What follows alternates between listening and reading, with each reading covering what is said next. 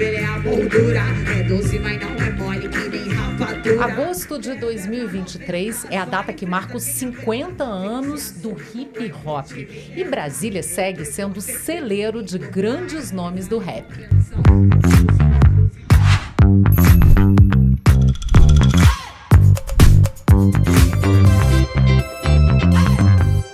Hoje eu tenho o prazer de receber Tabata Lorena. Que bom te ter aqui. A alegria é toda minha, sem dúvida. dúvida. É uma maranhense brasiliense, né? Mais maranhense, mais brasiliense. Hoje você é o quê? Como é que você se define? A mandioca, quando sai debaixo da terra, não deixa de ser mandioca, né? Diz que o gato, quando nasce no forno, é gato, não é bolo, né? Então, sem dúvida, eu me considero maranhense na perspectiva das pessoas que trazem a cultura para Brasília, né? Brasília tem essa liberdade desse não cultura, né? Desse não lugar, dessa invenção. Mas, sem dúvida, eu sou uma pessoa que está trazendo, né? E aí o Maranhão, ele me traz muitas coisas e eu chego em Brasília com essa perspectiva mesmo. Porque meu avô foi candango, né? Então, deixou essa célula na família, então a gente já chegou trazendo. Então, eu venho mesmo com a cultura do Maranhão na linha de frente e me aproveito desses mais de 20 anos de Brasília para realmente reinventar. E aí, nesse sentido, eu sou muito harmônica com esse lugar de também ser brasiliense, né? Então, o Maranhão entra como raiz, mas o toque brasiliense está muito presente na arte que você faz. Muito, e as pessoas até não me reconhecem tanto quanto maranhense, porque eu não tenho sotaque, né? Ou, quer dizer, tenho sotaque de Brasília, das periferias de Brasília, né? Então, assim, por exemplo, o clima, eu sou extremamente habituada com o clima daqui, eu vou pra minha cidade, eu dou uma sofridinha, com aquele bigodinho, é muito úmido, né? Tem gente que... Eu sou tão habituada que eu sou calanga mesmo, né? Porque eu gosto de estar tudo sequinho, né? Eu vou pra minha cidade que é muito úmida, eu dou uma sofridinha. Então, eu sou muito adaptada aqui e as possibilidades que essa cidade me gerou como pessoa. Com certeza, a minha formação é muito brasiliense. Dá pra perceber pelo que você faz, pelo seu jeito, que tem essa mistura, mas com a carinha brasiliense. Esse fim de semana agora, você está fazendo um espetáculo no Teatro do Sesc Paulo Otran? Isso. Em Taguatinga. Taguatinga. Quais são os dias? 28, 29 e 30. O espetáculo é 7. Isso, 7. Eu queria que você contasse um pouquinho esse espetáculo, porque é uma mistura, né? Você tem o rap, você tem a música, mas você tem várias outras artes ali. Isso. Como esse caldeirão de culturas que é Brasília, o espetáculo também é um caldeirão de culturas. Exatamente. E também me veio um pouco dessa coisa de querer trabalhar a imagem, mas querer trabalhar a imagem artisticamente. Então, não só a exploração do corpo e da performance cantando, né? Que é a coisa que tem muito para rapper. Então, eu fui misturando. Você lembra, no Novidades Ancestrais, era uma big band com 12 pessoas. Então, eu gosto de fazer coisas grandes. Tinha formações diferentes, né? Você fazia com 12, mas de vez em quando tinha um pocket com 4 também, né? E às vezes só DJ e voz também, porque a gente vai se adaptando. Então, você vai alisar pra quê? Deixe seu cabelo aparecer. Até porque pelo traço, pela cor já dá pra ver. Mas o 7, ele é um mergulho no meu universo magético. Então, eu produzi uma coisa que eu não pensei muito nos limites que teria. Então, eu saí botando projeção, tem quarteto de cordas, né? Contrabaixo acústico, violoncelo, viola, violino. Caramba! Tem um produtor musical, né? Que faz, às vezes, assim, meio que de DJ, mas que também toca umas percussões, que é o Felipe Fiuza, que está na coordenação da trilha.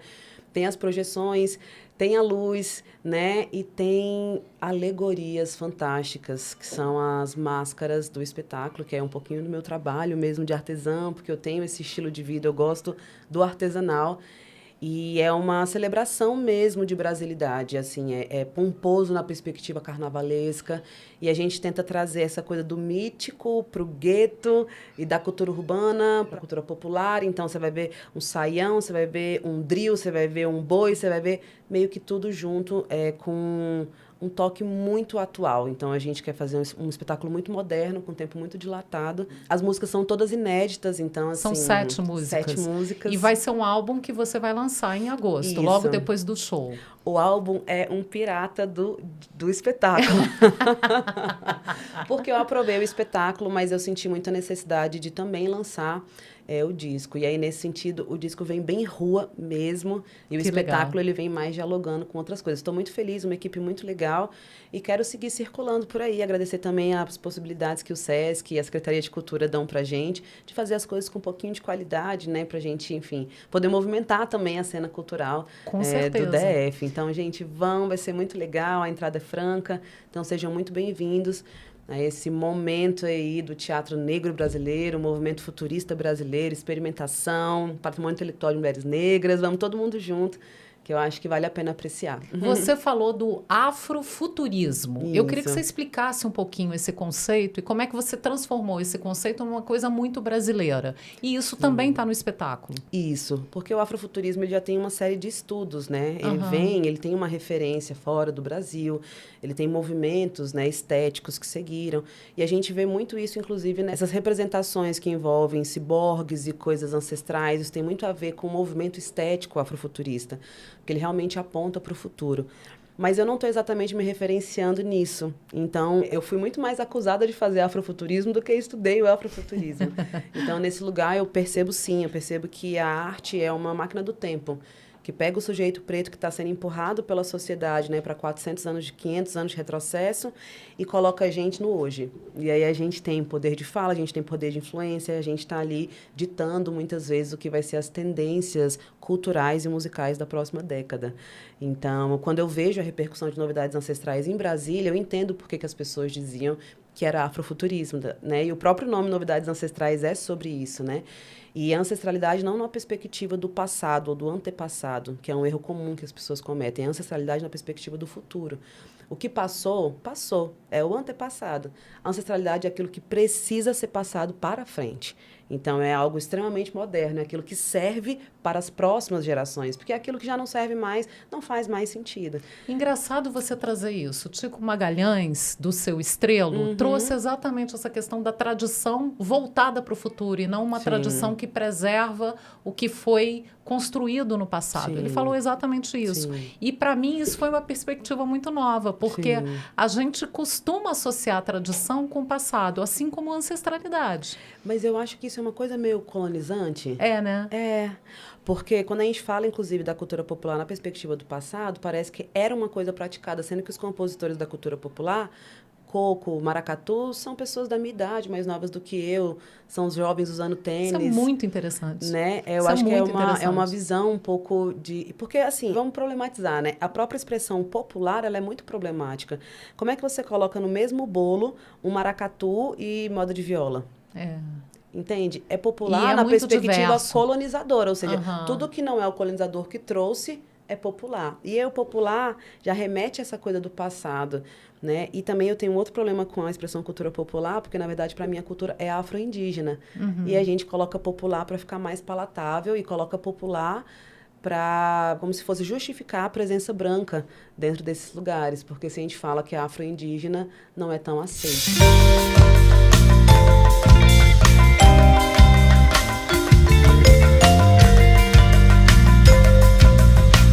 Você falou muito de novidades ancestrais, Sim. que foi seu trabalho anterior. E Alisar Pra Quê Sim. foi uma música que eu acho que mexeu demais com as pessoas e fez uma certa revolução, eu acho. Para muita gente significou uma revolução das pessoas se enxergarem. E a questão do cabelo é uma questão, eu acho, crucial nisso daí, né? Como é que foi esse processo do Alisar Pra Quê? Nossa, Alisar Pra Quê é uma das músicas mais antigas. Eu parei de alisar o cabelo com 14 anos, tem mais de 20 anos isso. Era muito sofrido, assim. A mulher preta de cabelo alisado é muito linda, mas é muito ruim que a gente não tenha essa liberdade de usar o cabelo natural e de saber como é que é nosso cabelo. Então, foi E uma música de que aceitar, né? Muitas vezes a questão da aceitação mesmo. É porque não é uma coisa só pessoal, né? Aham. Às É uma vezes parece que é imposição, uma... é. Entende? Quando uma mulher, sei lá, trabalha num cerimonial ou trabalha num ambiente, sei lá, de alimentação, né? E esse cabelo ele é lido como sujo ou como desorganizado, É delicado reduzir isso a uma coisa de autoestima individual. Então, o eu acho que alisar para quê? Teve aqui, o Embaraça falou muito disso. E o Embaraça, o nome do grupo é Embaraça. As meninas vieram aqui e colocaram muito essa questão do cabelo. Como isso é muito determinante, especialmente nessa fase que você falou, dos 14 anos, quando você está ali na adolescência, que você tem várias pressões externas, que você está tentando No meu caso, eu não ficava com ninguém, né? E aí eu fiquei muito tempo acreditando que era o problema, realmente era eu, até entender que era uma estrutura inteira que não me legitimava como bela. Então, ela foi importante, eu acho, que para criar balizadores, para as mulheres poderem ouvir isso junto. Mas balizar para quê? Se perguntar um pouco sobre isso, né? E sim, a alisar para quê puxou um bonde, mas a gente também fazia parte de um bonde. Então, tinha muitos movimentos acontecendo e alisar para quê fez parte disso, deu voz para muitas pessoas. Sarará, Pichai, voa bombril, miscigenação no Brasil é o cabelo de negou, de quem não negou. Então é um processo muito louco. O que é legal é que agora a gente tem a oportunidade de ser aceito a partir do cabelo, né?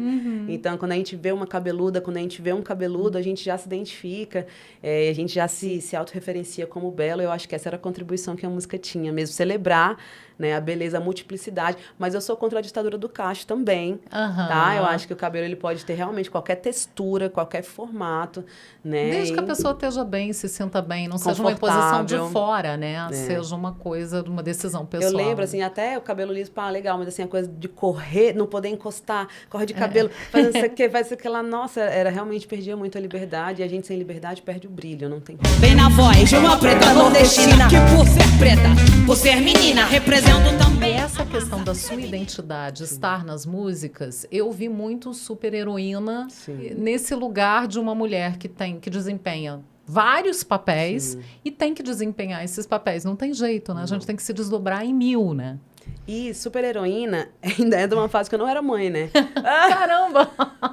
Então, você imagina como é que as coisas estão agora, né? Mas eu acho que super-heroína, ela tem essa prerrogativa de fazer uma crônica do Brasil 500 e poucos anos. Eu acho que é a análise de uma garota, mas que, ao mesmo tempo, a intelectualidade do rap ela é muito pesada. Ela sempre é pegada doutorado, né?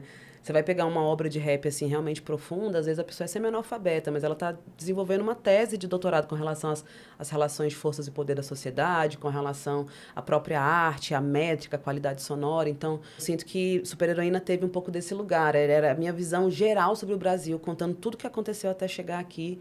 E tinha essa parte muito sofrida, né? Eu tô abrindo mão de ser a super-heroína.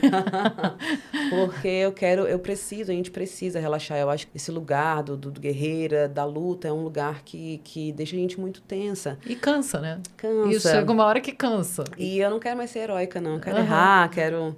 Enfim, mas Super-Heroína acho que fala muito sobre essas mulheres do invisível, né? E eu sinto que essa coisa de conseguir uma visibilidade, conseguir entender que eu existo, que a minha palavra tem reverberação, que as pessoas lembram de mim quando a gente, né, tá fazendo os processos, isso me deixa com uma outra tônica. Ontem rastejava, hoje voa. O grito que ontem não era ouvido, hoje ecoa.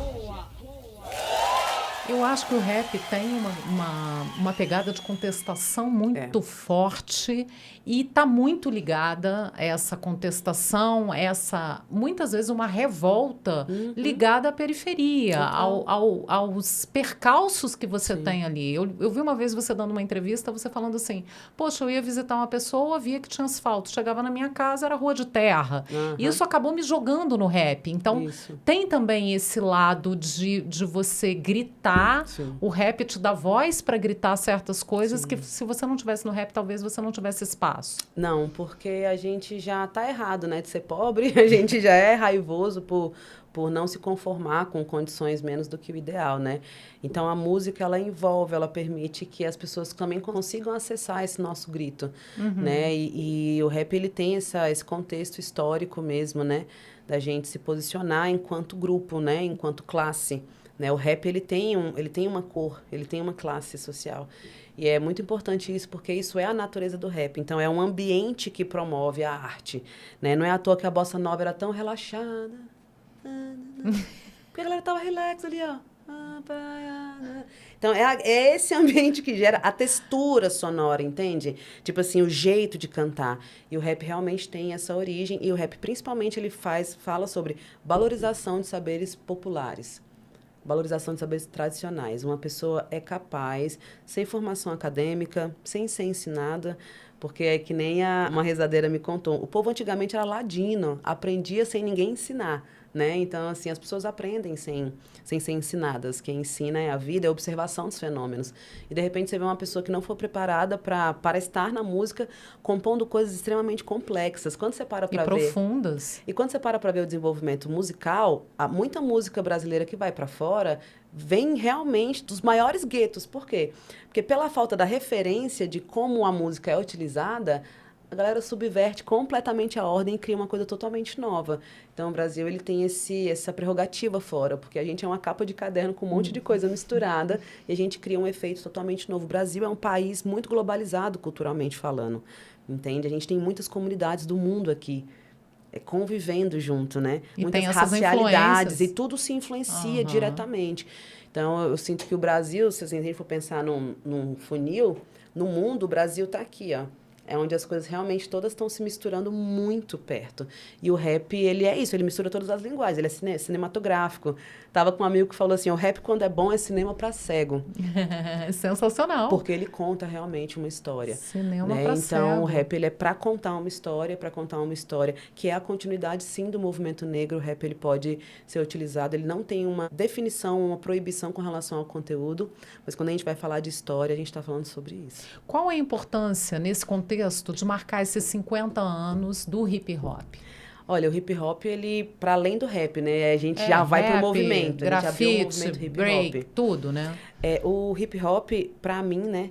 Ele é uma interface do que é a cultura popular. Ele é a cultura popular moderna. Ele tem essa coisa da diáspora preta no mundo. Então, ele vai juntar corpo, ele vai juntar letra, ele vai juntar produção musical, ele vai juntar artes visuais, conhecimento e território. Uma comunidade. Então, o hip hop ele não é importante só pelo papo motivacional, do tipo, olha, você não precisa se envolver com drogas, ou tipo, olha, eu sei que você consegue estar no topo. É porque a gente está trocando dinheiro entre a gente. É porque eu vou comprar o beat do meu amigo que está vendendo ali. Não é só uma coisa estética, entende? Então, é esse lugar, o que o hip hop? O hip hop é, vou botar mãe, eu ia falar pai, é mãe da cultura criativa. É mãe da economia criativa. A gente está falando de fazer negócios que não necessariamente podem ter ali num primeiro momento moeda, mas que depois vai ter moeda. A gente está falando de grandes produtores audiovisuais, a gente está falando de roteiristas, a gente está falando de figurinistas, entendeu? A gente está falando de toda uma engenharia interna, entende? De troca de economia. Então, o hip-hop, ele tem sustentado, do mesmo jeito que os carrinhos de acarajé têm sustentado as famílias, o hip-hop, ele vem nesse lugar. E, beleza, algumas vezes a gente ouve umas histórias assim, do tipo, mas a música não dá dinheiro, o rap não dá dinheiro. O rap em si. Mas, de repente, o boné que está na sua cabeça, a camisa que você está vestindo, o modo de vida, o jeito que você fala... Tem uma coisa mais ampla, né? Tudo isso é vendável. E a periferia entendeu isso. E não é à toa que, como dizer, ele é um dos maiores canais, né? A periferia consome. E tem uma diferença muito grande entre o jovem periférico e o jovem burguês. O jovem burguês, ele vai ficar estudando até 25 anos, 26. E ainda são os pais que decidem o que vai comprar. Na periferia, o jovem de 16 anos já está influenciando brutalmente, economicamente, na casa. Então, é ele que compra as novas inovações tecnológicas, é ele que compra os novos tênis. A periferia movimenta comercialmente muito mais, de compra de movimento, muito mais do que a elite brasileira. E tem, eu acho que uma renovação muito maior por causa disso. Tem mais pelo produção, poder, é o poder aquisitivo. E o poder dos jovens. Total. Porque é uma coisa que, às vezes, os mais velhos não conseguem acompanhar essa... E o jovem não, o jovem está na... F5, F5. Só atualizando. Exatamente, está atualizando, está em movimento o tempo todo. Você está falando muito da questão da periferia, do jovem periférico, e eu vejo que tem uma preocupação sua, inclusive com esse espetáculo 7, Sim. de levar a periferia para o teatro. Isso. Eu achei isso fantástico, porque é uma formação de público e, às vezes, de um público que não teve acesso ainda a esse espaço e, a partir desse momento, passa a se apropriar desse espaço. Isso. E o mais importante é porque, às vezes, você até tem espetáculos gratuitos, mas são conteúdos que não dialogam conexão com a periferia. Tem que ter essa conversa. Tem que ter essa conversa. Então, eu não estou convidando a periferia para ir ver outras coisas no teatro. Estou convidando a periferia para ver a periferia no teatro. E mais, eu estou dizendo, para se ver. E ainda mais, eu estou dizendo, a gente pode fazer um espetáculo complexo, a gente pode fazer artes integradas, a gente pode fazer coisas com muita qualidade técnica. Então, sair um pouco desse lugar de que o artista periférico está vendendo a sua militância, e aí a pessoa não tem condições adequadas, não é tratada, não tem um equipamento de som, e fica numa coisa ali meio durepox na esquina, e se você for bom mesmo, você vai fazer e vai gritar. E não é bem assim, as pessoas precisam de estrutura para se desenvolver. E por que nossos trabalhos estão sempre nas esquinas, tipo assim, disponível para a polícia, ou em ambientes não planejados? Por que a gente não pode estar nos espaços fundidos? Não são espaços de cultura? A periferia é o lugar onde eu mais vejo a cultura sendo movimentada, mobilizada, e de formas muito amplas, e não só dentro do hip hop. Então, e aí tem outra coisa também sobre o rap, né? Ouvir a música rap. Os espaços de ouvir a música rap geralmente são bailes, né? Rua, rodas de improviso, enfim, essa coisa toda. Mas e como é que é ouvir a música rap dentro de um espaço de atenção que é o teatro? Porque o teatro, ele tem o mesmo nível de atenção que o cinema. Sim. Então, eu também queria promover... Concentração do público ali no que está acontecendo naquele momento. Um espaço de fruição ali, onde não tivesse todo mundo bebendo. Onde não tivesse todo mundo... Entende? Nada contra a gente beber, podem me chamar para tomar uma cervejinha. Mas estou falando mais sobre essa coisa do usufruto da arte. Claro. Entende? E você ir para ver uma coisa. As pessoas vão ir para o teatro para ver esse espetáculo. Elas não vão lá com online com 75 pessoas, 47 mil bebidas. Então, eu acho que é importante que a gente também tenha esse tipo de lazer. E é isso que eu estou falando de formação de público. Isso. Porque isso é uma formação de público. Verdade. É o público enxergar essa arte de uma outra maneira, com outro tipo de concentração, né? E outra experiência. Então, outra experiência. É buscar uma experiência mesmo assim, sensorial. Então, ele é todo planejado para isso. Que legal, que bacana. O espetáculo você está levando, então, para o Sesc. Isso. Gratuito. Gratuito. Não precisa pagar nada para... Tá pago. Tá pago. Pagou. Mas os próximos, se Deus quiser, vão ser pagos. E aí a gente vamos começar a pensar em circular esse espetáculo, porque a gente tem o objetivo de que ele circule por muitos lugares. Eu quero todos os teatros. Muito da qualidade. Sim. E você estava falando, antes da gente começar a gravar, da questão do belo, de Sim. fazer o melhor que você puder. Sim. E claro que vai ter uma parte engajada, Sim. porque tem, Sim. mas não é o principal. Eu acho que é só essa coisa da gente não ter que continuar respondendo pelos problemas sociais. Então, assim, os artistas periféricos, eles podem falar sobre qualquer tema. E acaba que toda a parte estética do espetáculo, ela é muito livre nesse sentido. Então, eu teria várias oportunidades de ter dado aquela lacrada do super-heroína, de ter colocado o dedo na cara da sociedade, na ferida, mas eu quis fazer um espetáculo que me movimentasse em outros lugares. Então, vai ser a primeira vez que eu vou falar de afeto. Tem uma música pro meu filho, pro Ébano, né? Então, tô falando também com as manas, tô falando um pouco com essa sensação da Feira da Ceilândia, falo sobre o sol nascente. Então, tô buscando mais fotografias, porque super-heroína é um TCC, né? E agora eu tô buscando músicas que sejam mais uma fotografia e não achar que eu tenho que justificar a minha existência por tudo e resolver todos os problemas do mundo, porque isso sobrecai muito sobre a arte, em geral, dos sujeitos periféricos, entende? E aí algumas coisas simplesmente são porque são. Eu acho que o Emicida, ele tem trazido também um pouco isso pra gente, que a gente se... E o rap, de maneira geral, caminhou para esse lugar. Inclusive, tem muitas pessoas que estão no rap que não falam mais sobre a periferia em si, né? Que não tem esse engajamento, inclusive, político. Eu acho que essa evolução é uma evolução de liberdade de conteúdo. Todos os estilos musicais, eles têm um nicho, um segmento. Claro. Mas nenhum estilo musical é totalmente vedado ou fechado. E parece que o rap está precisando entender um pouco isso. Então, ele é um manifesto. Então, assim, uma mulher preta, mãe solteira, pode fazer um espetáculo pelo belo. Porque a arte é sobre isso. É sobre sentir, é sobre perceber, é sobre ficar em dúvida. Eu não estou querendo muito me explicar. Eu quero que a senhora vá lá, porque, assim, cada corzinha, cada detalhe... foi escolhido, mas foi escolhido nesse lugar. Isso é uma obra de arte. E é lindo você falar da Ceilândia, do sol nascente, desses lugares que são referências dentro do nosso quadradinho, né? E que estão ali de uma maneira orgânica. Estão ali de uma vivência, maneira... né? Eu morava no Sol Nascente, quando eu escrevi a música que chama Sol Nascente, por exemplo.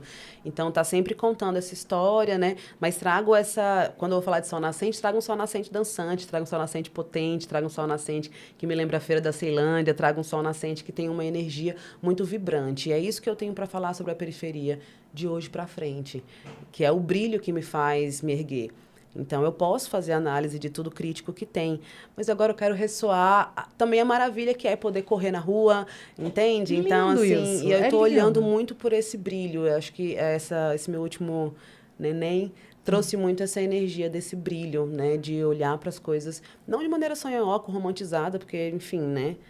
Mas de olhar o brilho que as coisas têm. E eu acho que a Ceilândia, na minha opinião, é o grande motor cultural do Distrito Federal. Não tem nada, não tem nada que seja tão pulsante em termos de cultura quanto a Ceilândia. Então, você beber dessa fonte também é muito bom. Tem uma história muito intensa, assim, com a Ceilândia Sol Nascente. Trabalhei mais de 10 anos, né, com arte e educação lá, justamente fazendo processos com rap, com hip hop. Ceilândia tem muita formação. Então, Ceilândia também é um núcleo de parimento de produtores, parimento de galera do audiovisual, de artistas, né? E tem muitos espaços consolidados que dão essa estrutura e essa plataforma.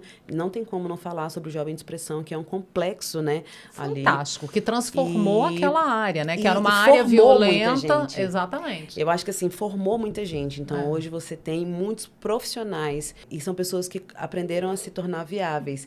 Então, eu sinto que tem uma quebra geracional. Eu já peguei um pouco dessa onda que chegou, do tipo, olha, a minha arte não é uma coisa para me sacramentar num lugar de dor e sofrimento e nunca vai dar certo. Não, a minha arte é uma forma de me catapultar para falar sobre política, uma forma de me catapultar, né, para disputar poder. E isso que você falou de viabilizar. Viabilizar. Você ser uma pessoa, um profissional viável que vai viver daquilo, que vai viver daquela arte. Isso eu acho incrível. E acho incrível a transformação que os Jovens de Expressão fez também naquela área da Ceilândia, muito incrível. Que era uma área muito degradada, muito perigosa, muito complicada. E eles conseguiram trazer, o projeto conseguiu trazer esse respiro de esperança mesmo e transformador, uma energia transformadora ali. E é interessante a gente observar que não é necessariamente que rolou uma higienização. Não é que trocou o público. É porque talvez a galera que estava lá, que só tinha como opção, de repente, cachaça ou drogas ilícitas, agora tem um teatro, agora tem uma formação, agora tem um curso. Você vai lá, você tem Wi-Fi grátis. Gente que às vezes não tem uma internet em casa. Então, assim, não é exatamente a troca do público. A gente perceber que quando a gente oferece coisas ruins, as pessoas manifestam o seu lado ruim. Claro. E quando a gente oferece coisas boas, as pessoas oferecem coisas boas. Então, os relatos de pessoas que falaram assim, caraca, eu tava meio perdido, na real. Não é nem assim, eu sou um risco para a sociedade. É tipo, tava com fome em casa, tava meio perdido e tava perambulando. E, de repente, quando você encontra uma coisa para você fazer, uma coisa que te aceita como você é, que te acolhe como você é. E que te mostra caminhos, né? Não te dá a ferramenta, né? De forma, ainda te contrata depois. Você vai lá, faz uma oficina, no ano seguinte você está contratado. Então, assim, parabéns demais, assim, para a galera do Jovem de Expressão. Em 2013, eu fiz uma parceria com eles. Foi quando eu conheci o Jovem, eu morava no Sol Nascente. E fiz um projeto que eu quero muito voltar, que é o Mães Meninas, né? É um projeto todo baseado em formação de vida. Na verdade, não é formação de vida, é planejamento de vida para mulheres que foram mães muito cedo. Porque parece que o filho segmenta muito o futuro dessa mulher. Então, essa mulher foi mãe cedo, ela sai da escola, acabou. E eu não fui mãe tão cedo, mas tem essa relação, né? Ainda mais de ser mãe e arte, né? Né? E eu tenho levado isso... E, para mim, tudo parte da perspectiva do planejamento de vida, né? A emancipação feminina, não existe mulher feminista, não existe liberdade feminina sem emancipação financeira. Enquanto você não paga, e é pagar tudo, né? Você está sujeito a uma opressão ou da família ou de um outro homem. E aí eu era uma das agências de desenvolvimento do Jovem de Expressão. Que legal. E aí a gente fez formação com mais de 16 mulheres, a gente acabou caminhando para a coisa da costura, fizemos mais de 290 bolsas. Então, assim, é um projeto muito bonito, que eu abraço muito, assim, esse lugar de poder trocar no lugar do planejamento de vida de organização. Eu quero falar também sobre captação de recursos. E tem o Dona Imperatriz também, né? Que foi em 2021, não sei se você acompanhou. Acompanhei um pouquinho pelo Instagram. Vai ter a segunda edição agora. E aí, a Dona Imperatriz não tem o foco na mãe, mas Dona Imperatriz tem o foco em falar, assim... Porque se investe muito menos em mulher, né, Márcia? Sempre, e aí, em todas as áreas. Aí na música, então, é um negócio muito gritante, né? Então, o Dona Imperatriz é isso, tipo assim, e aí, mana, quer gravar uma música? Quer ter um portfólio, né? E o foco desse ano vai ser sobre captação de recurso e planejamento de vida, para que a gente consiga que as mulheres não fiquem só na rebarba do cuidado, né, e que elas consigam conduzir mais. E tem uma parte muito importante, de maneira geral, que as pessoas precisam entender que elas precisam apoiar mulheres. Porque sempre olha para a mulher no lugar de ela vai me apoiar, em algum nível, né? Então, a gente tem que aprender a bater cabeça para uma mulher. E não é um monte de mulher junta num coletivo sendo... Não, é uma mulher. Agora a gente vai falar da Márcia. É ela no centro. Botar como protagonista e mesmo todo mundo da história. vai bater cabeça para essa mulher. Vai ouvir esse lançamento, vai ouvir essa questão. Então, Dona Imperatriz está aí também, que é o meu jeito de fazer hip hop. Eu quero estar também na comemoração de 50 anos, do cinquentenário, né, do hip hop com Dona Imperatriz. E chegar um pouco mais com esse processo de oferecer para as pessoas um pouquinho do que eu acessei, que esse também é meu jeito de fazer hip hop, é o meu compromisso com a base. Que é a generosidade, que eu acho que é o viés de generosidade dentro do seu trabalho. É a missão. É a missão, tá certo.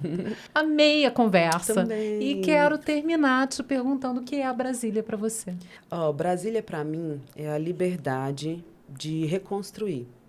Eu acho que a gente está num momento do mundo, de maneira geral, que a gente precisa ter coragem para reconstruir.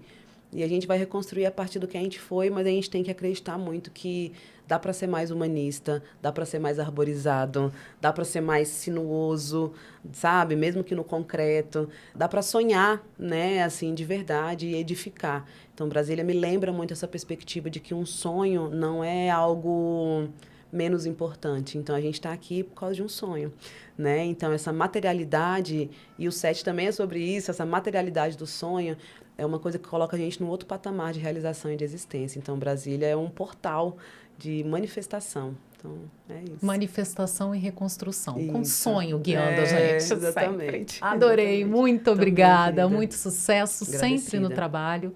E o Sesc Cultura Quadrado volta na próxima semana. Até lá!